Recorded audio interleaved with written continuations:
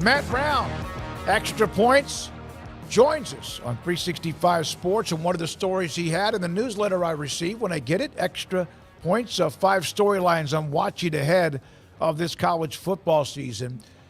Matt, what is the number one? Is it how the teams do with realignment? What is your number one storyline?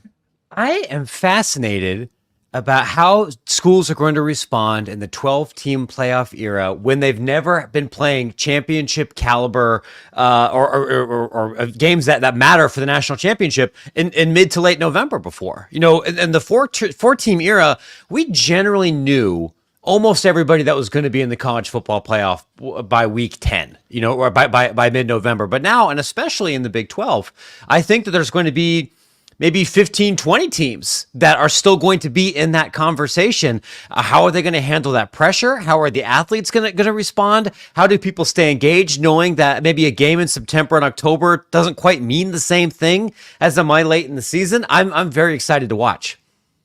Matt, first of all, to have watched real football and not digital football for you had to be fun for a weekend. What are your thoughts on some of the bigger games to start out this week, like Miami and Florida, LSU and USC, Clemson and Georgia? Where do you sit on those?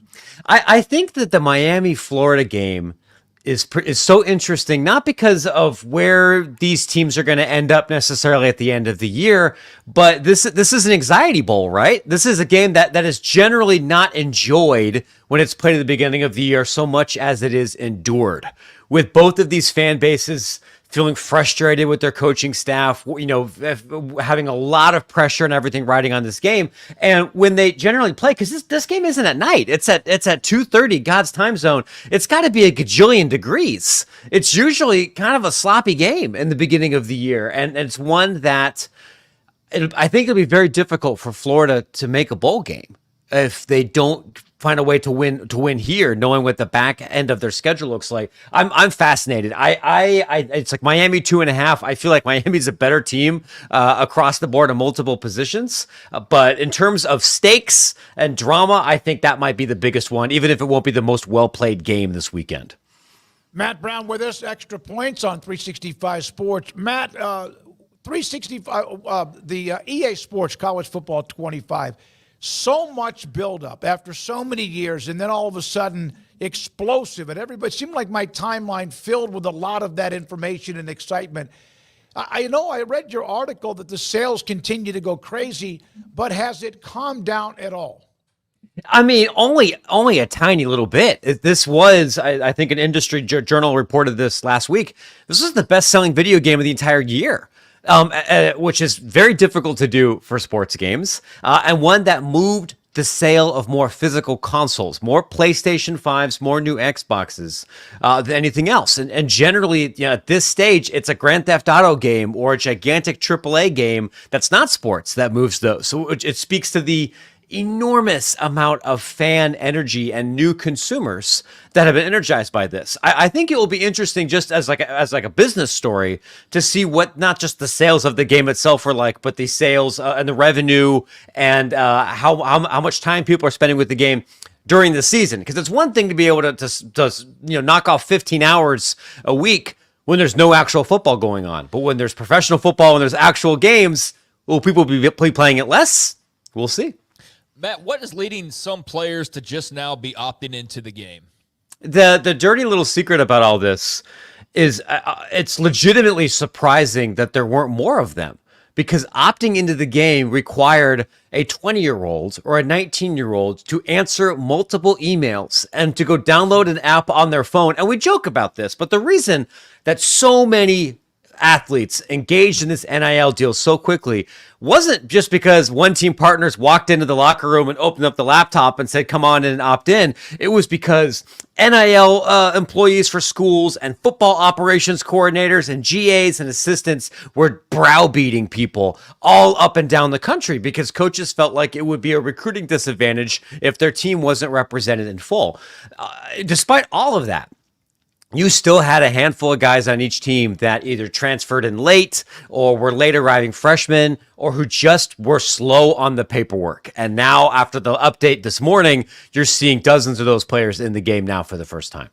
Your thoughts about the story that came out earlier in the week with UConn? It's back on the table, apparently. The Big 12 doesn't seem like it's, I don't know if it's going to pass or not, if it ever gets to a vote. Your thoughts about this being back in the news?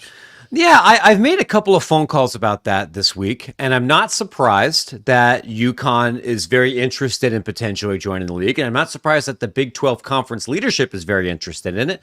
Brett Yormark has been pretty transparent about really wanting to be in the New York market. He's been transparent about wanting to grow the basketball IP and brand and potentially spin that off into a separate broadcast deal, and bringing in the two-time defending national men's basketball champions and the most valuable women's basketball brand obviously fits into all of that. The challenge is that I don't think the math behind all of this has changed all that much. Fox, one of the tier 1 broadcast partners here for the Big 12, just signed a new deal with the Big East.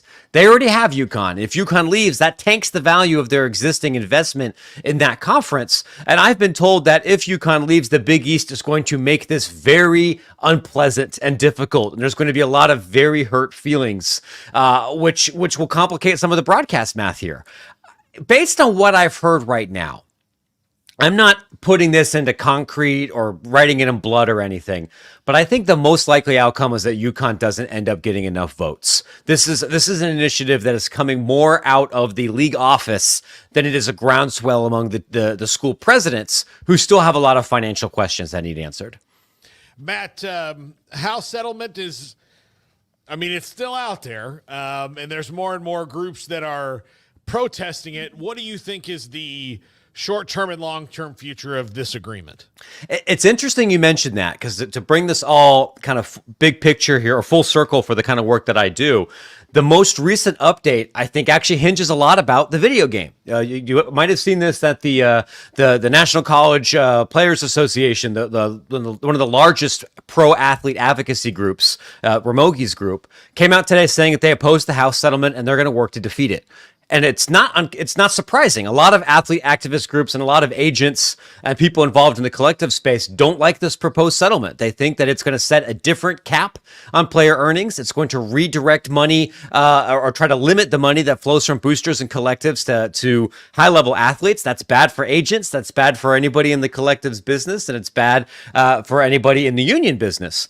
It's going to be difficult to stop this settlement unless Judge Wilkin rules it, dismisses it or forces changes, which does happen sometimes in antitrust cases, but it's not the most likely outcome.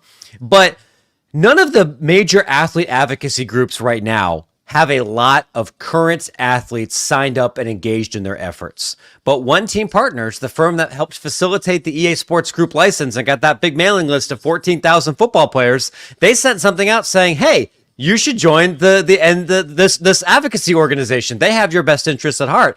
That might help the NCFA, the Ramogi's group here, be able to get the votes that they need, the support they need to push back against this.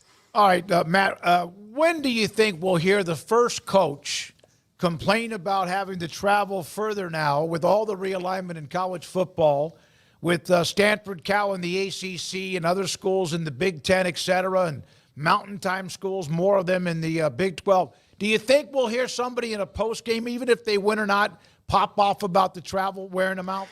I mean, probably, because God bless football coaches, they complain about everything because they're all control freaks. Where you're going to see this more, I feel quite confident, is you're going to hear soccer coaches complain about it. You're going to hear volleyball coaches complain about it. People that never asked for any of this and are just along for the ride, and who also probably aren't flying charter to all of these things. Mm-hmm. They're going to complain about having to fly into Harrisburg and drive an hour and a half to get to State College when they came out of Oregon. I don't think you're going to hear that too much in the beginning of the year, especially because all these football programs willingly signed up for this business. But I was looking at this earlier today. Once we get to mid-October and we get a couple of these West Coast Big Ten teams coming off short weeks, and they're going to Rutgers, and they're going to Maryland, and you're going to see a spread at like USC 18.5, and they're just going to lay an egg and lose to Maryland, then you're going to hear about body clocks.